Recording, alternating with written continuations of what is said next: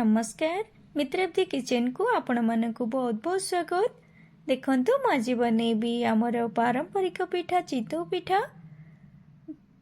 आपण मानक मु दुई प्रकार चितौ पिठा बनैकी देखैबी, गोटे बिना मिठा बेला आ गोटे मिठा वाला चितौ पिठा।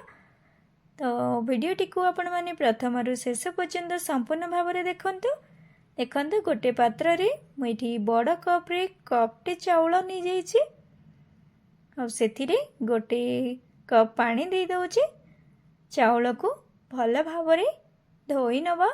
चाउलर जहा गुंड मैला अंश रही थाए सबू बाहर जीव। देखंतु ताकू भल भाव में हाथ रे एमती सफा करि नउछि, धोई नउछि। तो चाउलर देखंतु केमती मैला पानी सबू बाहरी गला, ताकू बाहर करनेली। एबे भल पानी देकी रखी नवा, बतुरई दवा। 2-3 थर हम चाउल को भल भाव में आपण माने धोई नेबे। तापरे बतुरैया पई भल पानी देकी किछि समय छाड़ी देबे। तो देखंतु मु एठी ढांकुणी देकी बतुरैया पई त किछि समय छाड़ी नेबे।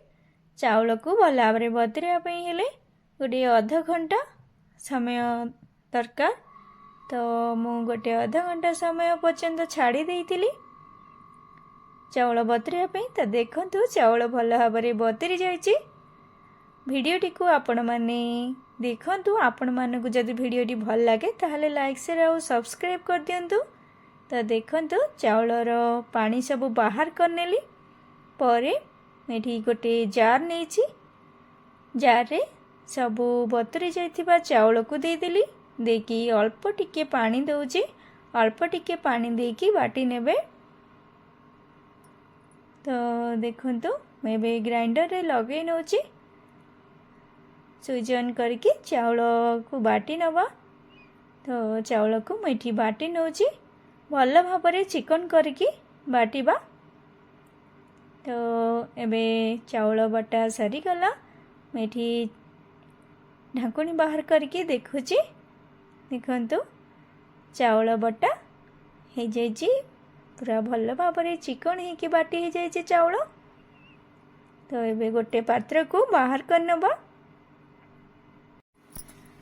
चाउल बटा को बाहर कर नउछि। तो जार रे आ जहा चाउल बटा रही जाइतिला सेतिरे आउ टिके पानी देकी बाहर कर नेली। मैठी गैस लगे दउछि, कढ़ाई बसे नेली। सेतिरे पानी दे दउछि। पानी गरम हेबा पई देबा। गरम पानी देले चितौ पिठाटा बहुत भल बने। तो पानी गरम हो गलानी। देखंतु ए चाउल बटारे गरम पानी को देबा। गरम पानी देकी भल भाव में घांटी नउछि। भल भाव में एमती घांटी नेबे। परे देखंतु मैठी लुण दे दउछि। गरम पानी देला परे सांगे सांगे ताकू घांटी नेबे भल भाव में। तो स्वाद अनुसार लुण देकी पुणी आउ थरे घांटी नेली। एथुरु ही बाहर कर नवा मीठा वाला बने पे चितौ। तो मुझे ढांकुणी देकी रखी नेली।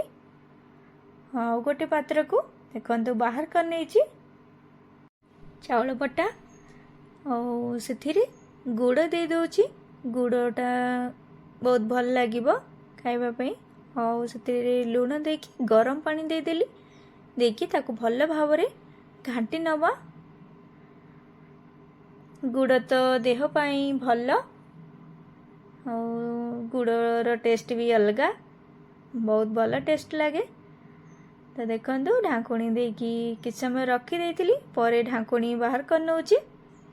परे कटा नड़िया दे दउछि। एठी अल्प टिके सोडा दे दउछि, बेकिंग सोडा।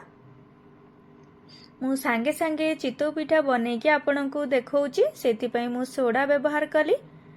हाँ तो देखंतु मैठी गैस लगे कि कढ़ाई गरम है पे छाड़ देली।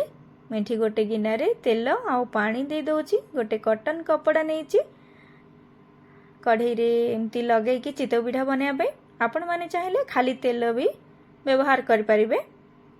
तो देखंतु कढ़ई पूरा भल भाव गरम होइथिबा दरकार, पूरा जेमती धुआं बाहर कि अधिक गरम होइथिबो बोले भल चितौ पिठा बनिबो, उठिबो चितौ पिठाटा भल भाव बाहरी जीवो नले लागी जीवो। सेथिपई कढ़ई को भल भाव गरम हेबा दरकार। तो कढ़ई रे प्रथमे मु तेल आउ पानी जो कॉटन कपड़ा रखी थी लगई देली। तापरे एडी चितौ पिठा बनाया चाउल बटा को देदेली, देकी ढांकुणी देदेली। ता चारि साइड रे एमती पानी दे दउची नले कंचा रही भितर, एमती देदेले चितौ पिठा भल भाव जल्दी सिझिकी बनी जीवो। तो देखंतु मैं बाहर कर नउची चितौ पिठा, केते सुंदर देखा जाउची। देखंतु पूरा नरम नरम और जालीदार चितौ बनीची कणा कणा हेकी। देखंतु केते सुंदर देखा जाउची, बहुत बढ़िया भल चितौ बनी थिला। आपण माने चाहिले घरे एमती चितौ पिठा बनी की खाई परिबे। मते तो बहुत बढ़िया लागिला, आपण मानकु केमती लागिबो निश्चय भल लागिबो बोली मु भाबुची। तो देखंतु आउ जहाँ सब चितौ पिठा बनी नेबी। आमर घरे जो चितौ पिठाटा बिलरे पूजा हुए ता उपरे धान देकी बना हुए। से चितौ पिठा बिलरे पोता हुए पूजा करिकी। जोटा आम घरे पूजा हुए एमती नड़िया कोरा उपरे देकी पूजा करा जाए। आमे घरे एमती चितौ पिठा खाऊ। तो देखंतु मेटी आउ सबू चितौ पिठा एमती गोटे गोटे करके बनै नेबी।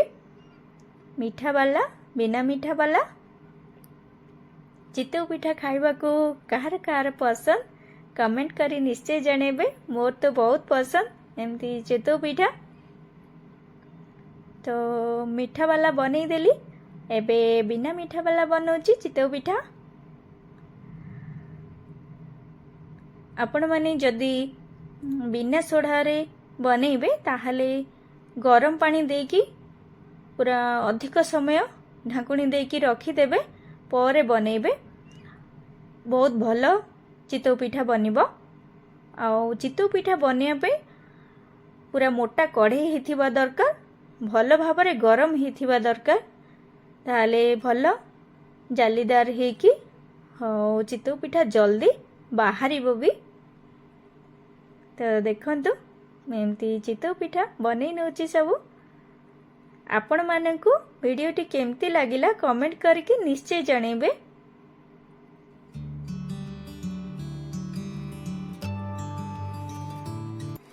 सबुठु भल चितौ पिठा बने माटी कढ़ई रे। माटी कढ़ई रो चितौ पिठा खाइबा पई बहुत टेस्टी और बहुत बढ़िया लगे। तो देखंतु केते सुंदर चितौ पिठा बनीची। मु सबू चितौ पिठा बनै सारा पर गैस बंद कर देली, सबू प्लेट को बाहर कर नेछि। भिडियोटी आपण मानकु केमती लागिला कमेंट करके निश्चय जणेबे। प्रथम शेष पर्यंत भिडियोटी को देखिथिबारु आपण मानकु बहुत बहुत धन्यवाद।